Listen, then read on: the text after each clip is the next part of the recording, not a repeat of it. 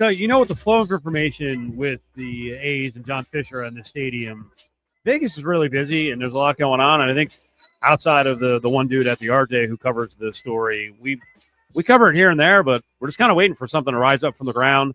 Supposedly, June official groundbreaking ceremonial towards the end of the month, and something will rise from the ground in July.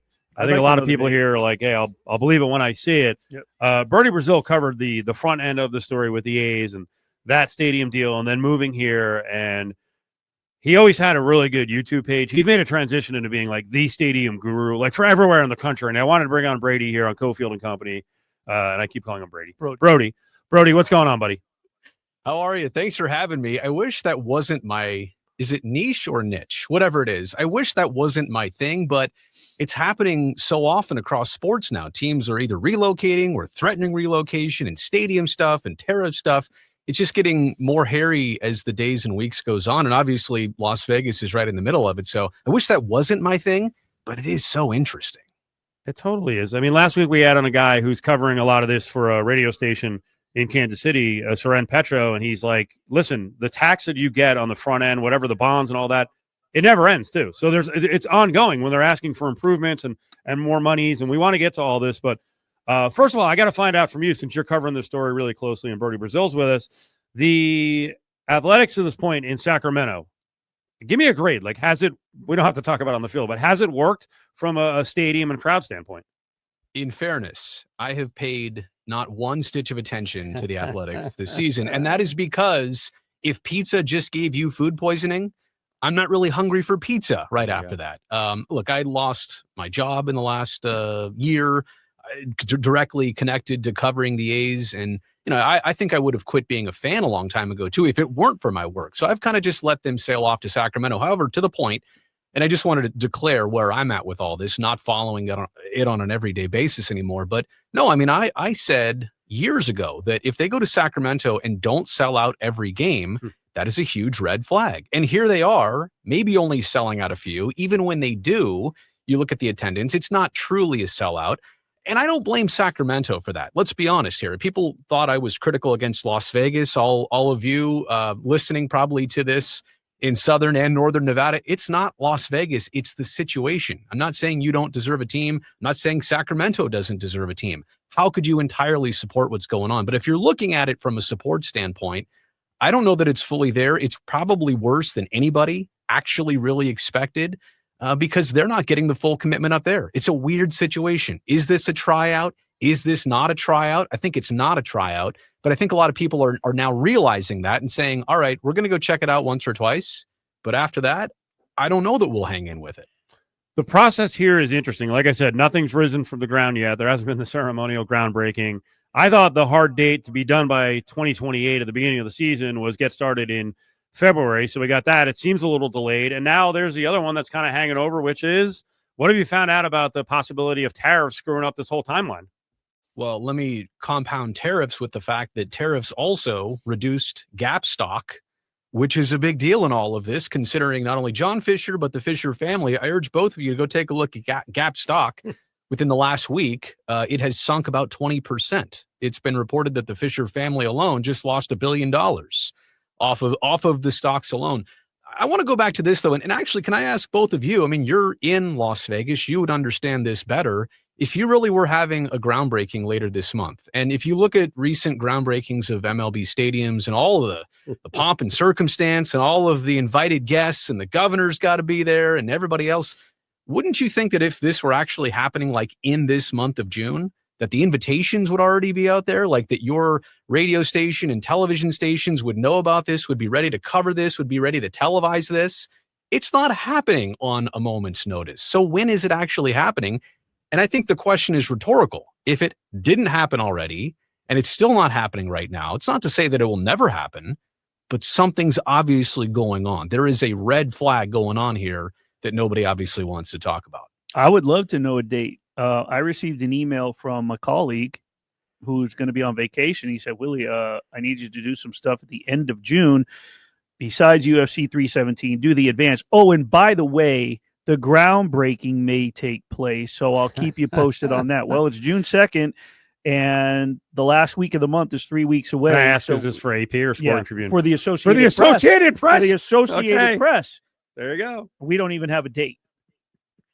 I mean, Not even an embargo date, just so we can make plans to have a photographer and be out there for the whole. No, not for AP. Media usually gets a heads up. And guys, let me just say this. I got so much kickback from people in Las Vegas thinking that I'm against Las Vegans and all of this. And it's just to say that this was the conversation months and years ago, that you don't know the backstory and all that's happened to get to this point. And that's why right now, this delay of even groundbreaking, and for some to say in Las Vegas that groundbreaking has already started. I've seen the drone shots. I know what's going on there. They are moving dirt. There's no question about that. Half of that has still been the demolition of the Tropicana Hotel. There's a lot of work to make it a flat canvas and a fresh start for whatever goes next there. Half of it's that. There is some excavation that's being done. But to your point, you've seen it. There's nothing rising from the ground. There's no actual groundbreaking or construction. And whoever does that before they do the ceremony, it doesn't make sense, but it also does make sense. I thought it was interesting last week, and I'm not sure how much attention it got. And I watch David Sampson a bunch because he's got really good takes on especially the money end of things. And he was talking about Aramark, the concession company, appearing to invest about $175 million, which 100 of it may actually go to an ownership stake. He was talking about that they bought into ownership at a stake of like 5 or 6% based on the real valuation. Right.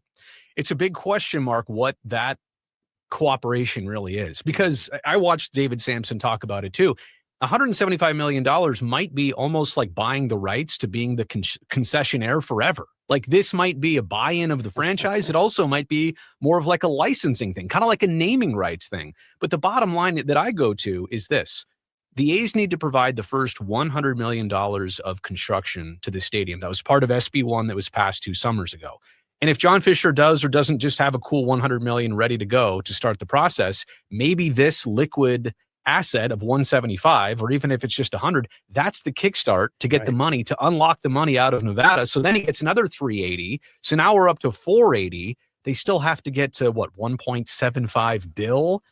And quite honestly, if either of you think it's really going to be 1.75 billion in Las Vegas with tariffs, with everything else, it's going to be 2 something, maybe even 3. Yep. Round the clock construction because they've started late here. Brodie Brazil is with us out of the Bay Area. His YouTube channel is amazing for information on all of these stadium dealings and possible relocations in different situations. The Rays are fascinating. Now you've got talk up there about, hey, the repairs to that stadium they're freaking sky high, and now Orlando may come into play as another destination. Just move the whole team. You know, Tropicana Field is kind of like Tropicana Hotel. At some point, why would you try and fix the place up if you know you're just going to tear it down right around the corner? Yeah. And it's one of those situations where they are under contract. The Rays are 3 more years with Tropicana Field in the city of St. Petersburg. So the Rays are kind of forcing now St. Petersburg to do this work, to pay this money, to put this roof back on. Who knows if that'll even be complete by the start of next baseball season. And I've covered the Rays situation. Look, I'm not from Florida. I have 0 connections to Tampa or St. Pete or Orlando, which I know we'll probably get into.